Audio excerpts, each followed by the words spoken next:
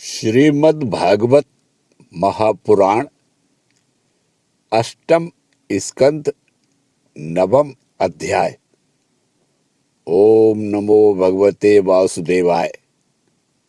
मोहिनी रूप से भगवान के द्वारा अमृत बांटा जाना। श्री सुखदेव जी एवं राजा परीक्षित संवाद। श्री सुखदेव जी कहते हैं, परीक्षित, असुर आपस के सद्भाव और प्रेम को छोड़कर एक दूसरे की निंदा कर रहे थे और डाकू की तरह एक दूसरे के हाथ से अमृत का कलश छीन रहे थे। इसी बीच में उन्होंने देखा कि एक बड़ी सुंदरी स्त्री उनकी ओर चली आ रही है।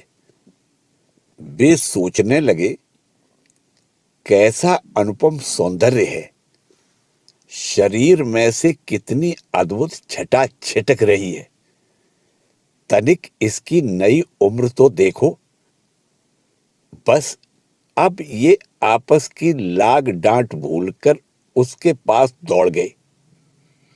उन लोगों ने काम मोहित होकर उससे पूछा, कमल नैनी, तुम कौन हो? कहां से आ रही हो? क्या करना चाहती हो? सुंदरी, तुम किसकी कन्या हो? तुम्हें देखकर हमारे मन में खलबली मच गई है। हम समझते हैं कि अब तक देवता, दैत्य, सिद्ध, गंधर्व, चारण और लोकपालों ने भी तुम्हें स्पर्श तक नहीं किया होगा, फिर मनुष्य तो तुम्हें कैसे छू पाते? सुंदरी, अवश्य ही विधाता ने दया करके शरीरधारियों की संपूर्ण इंद्रियों एवं मन को तृप्त करने के लिए तुम्हें यहां भेजा है। मानिनी, वैसे हम लोग एक ही जाति के हैं, फिर भी हम सब एक ही वस्तु चाह रहे हैं। इसलिए हम में डाह और बैर की गांठ पड़ गई है। सुंदरी, तुम हमारा झगड़ा मिटा दो। हम सभी कश्यप जी के पुत्र होने के नाते सगे भाई हैं। हम लोगों ने अमृत के लिए एक बड़ा पुरुषार्थ किया है। तुम न्याय के अनुसार निष्पक्ष भाव से इसे बांट दो, जिससे फिर हम लोगों में किसी प्रकार का झगड़ा ना हो। असुरों ने जब इस प्रकार प्रार्थना की, तब लीला से स्त्री वेश धारण करने वाले भगवान ने तनिक हंसकर और तिरछी चितवन से उनकी ओर देखते हुए कहा। श्री भगवान बोले, आप लोग महर्षि कश्यप के पुत्र हैं और मैं हूं कुलटा। आप लोग मुझ पर न्याय का भार क्यों डाल रहे हैं? विवेकी पुरुष स्वेच्छाचारिणी स्त्रियों का कभी विश्वास नहीं करते। दैत्यों, कुत्ते और व्यभिचारिणी स्त्रियों की मित्रता स्थायी नहीं होती। वे दोनों ही सदा नए नए शिकार ढूंढा करते हैं। श्री सुखदेव जी कहते हैं, परीक्षित, मोहिनी की परिहास भरी वाणी से दैत्यों के मन में और भी विश्वास हो गया। उन लोगों ने रहस्यपूर्ण भाव से हंसकर अमृत का कलश मोहिनी के हाथ में दे दिया।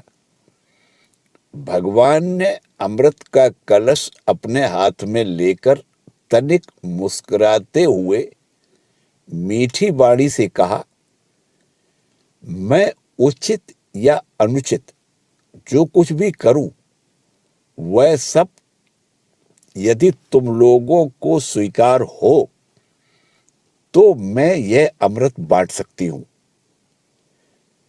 बड़े बड़े दैत्यों ने मोहिनी की यह मीठी बात सुनकर उसकी बारीकी नहीं समझी, इसलिए सबने एक स्वर से कह दिया, स्वीकार है। इसका कारण यह था कि उन्हें मोहिनी के वास्तविक स्वरूप का पता नहीं था। इसके बाद एक दिन का उपवास करके सबने स्नान किया, हविष्य से अग्नि में हवन किया, गौ, ब्राह्मण और समस्त प्राणियों को घास, चारा, अन्न, धनादि का यथा योग्य दान दिया और ब्राह्मणों से स्वस्त्ययन कराया। अपनी अपनी रुचि के अनुसार सबने नए नए वस्त्र धारण किए और इसके बाद सुंदर सुंदर आभूषण धारण करके सबके सब उन कुशासनों पर बैठ गए जिनका अगला हिस्सा पूर्व की ओर था। जब देवता और दैत्य दोनों ही धूप से सुगंधित, मालाओं और दीपकों से सजे सजाए भव्य भवन में पूर्व की ओर मुंह करके बैठ गए, तब हाथ में अमृत का कलश लेकर मोहिनी सभा मंडप में आई। वह एक बड़ी सुंदर साड़ी पहने हुए थी। नितंबों के भार के कारण वह धीरे धीरे चल रही थी। आंखें मद से बेवहल हो रही थी। कलश के समान स्तन और गज शावक की सूंड के समान जंघाएं थी। उसके स्वर्ण नूपुर अपनी झनकार से सभा भवन को मुखरित कर रहे थे। इधर कानों में सोने के कुंडल थे और उसकी नासिका, कपोल तथा मुख बड़े ही सुंदर थे। स्वयं पर देवता भगवान मोहिनी के रूप में ऐसे जान पड़ते थे मानो लक्ष्मी जी की कोई श्रेष्ठ सखी वहां आ गई हो। मोहिनी ने अपनी मुस्कान भरी चितवन से देवता और दैत्यों की ओर देखा तो वे सबके सब मोहित हो गए। उस समय उनके स्तनों पर से आंचल कुछ खिसक गया था।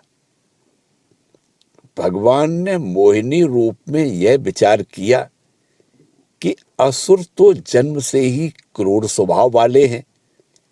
इनको अमृत पिलाना सर्पों को दूध पिलाने के समान बड़ा अन्याय होगा। इसलिए उन्होंने असुरों को अमृत में भाग नहीं दिया। भगवान ने देवता और असुरों की अलग अलग पंक्तियां बना दी और फिर दोनों को कतार बांधकर अपने अपने दल में बैठा दिया। इसके बाद अमृत का कलश हाथ में लेकर भगवान दैत्यों के पास चले गए। उन्हें हाव भाव और कटाक्ष से मोहित करके दूर बैठे हुए देवताओं के पास आ गए तथा उन्हें वह अमृत पिलाने लगे जिसे पी लेने पर बुढ़ापे और मृत्यु का नाश हो जाता है। परीक्षित, असुर अपनी की हुई प्रतिज्ञा का पालन कर रहे थे। उनका स्नेह भी हो गया था और वे स्त्री से झगड़ने में अपनी निंदा भी समझते थे। इसलिए वे चुपचाप बैठे रहे। मोहिनी में उनका अत्यंत प्रेम हो गया था। वे डर रहे थे कि उससे हमारा प्रेम संबंध टूट न जाए। मोहिनी ने भी पहले उन लोगों का बड़ा सम्मान किया था, इससे वे और भी बंध गए थे। यही कारण है कि उन्होंने मोहिनी को कोई अप्रिय बात नहीं कही।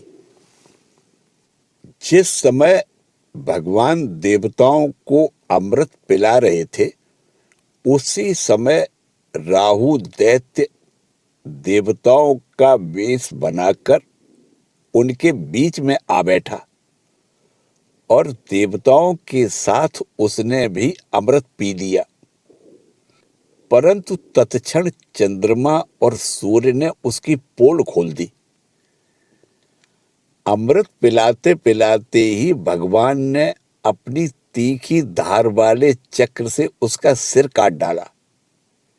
अमृत का संसर्ग न होने से उसका धड़ नीचे गिर गया, परंतु सिर अमर हो गया और ब्रह्मा जी ने उसे ग्रह बना दिया। वह राहु पर्व के दिन अर्थात पूर्णिमा और अमावस्या को वैर भाव से बदला लेने के लिए चंद्रमा तथा सूर्य पर आक्रमण किया करता है। जब देवताओं ने अमृत पी लिया, तब समस्त लोकों को जीवन दान करने वाले भगवान ने बड़े बड़े दैत्यों के सामने ही मोहिनी रूप त्याग कर अपना वास्तविक रूप धारण कर लिया। परीक्षित, देखो, देवता और दैत्य दोनों ने एक ही समय एक ही स्थान पर एक प्रयोजन तथा एक वस्तु के लिए एक विचार से एक ही कर्म किया था, परंतु फल में बड़ा भेद हो गया। उनमें से देवताओं ने बड़ी सुगमता से अपने परिश्रम का फल अमृत प्राप्त कर लिया, क्योंकि उन्होंने भगवान के चरण कमलों की रज का आश्रय लिया था। परंतु उससे विमुख होने के कारण परिश्रम करने पर भी असुर गण अमृत से वंचित ही रहे। मनुष्य अपने प्राण, धन, कर्म, मन और वाणी आदि से शरीर एवं पुत्र आदि के लिए जो कुछ करता है वह व्यर्थ ही होता है, क्योंकि उसके मूल में भेद बुद्धि बनी रहती है। परंतु उन्हीं प्राण आदि वस्तुओं के द्वारा भगवान के लिए जो कुछ किया जाता है वह सब भेदभाव से रहित होने के कारण अपने शरीर, पुत्र और समस्त संसार के लिए सफल हो जाता है। जैसे वृक्ष की जड़ में पानी देने से उसका तना, टहनियां और पत्ते सबके सब सिंच जाते हैं, वैसे ही भगवान के लिए कर्म करने से वे सबके लिए हो जाते हैं। इस प्रकार अष्टम स्कंद से नवम अध्याय समाप्त हुआ। ओम नमो भगवते वासुदेवाय।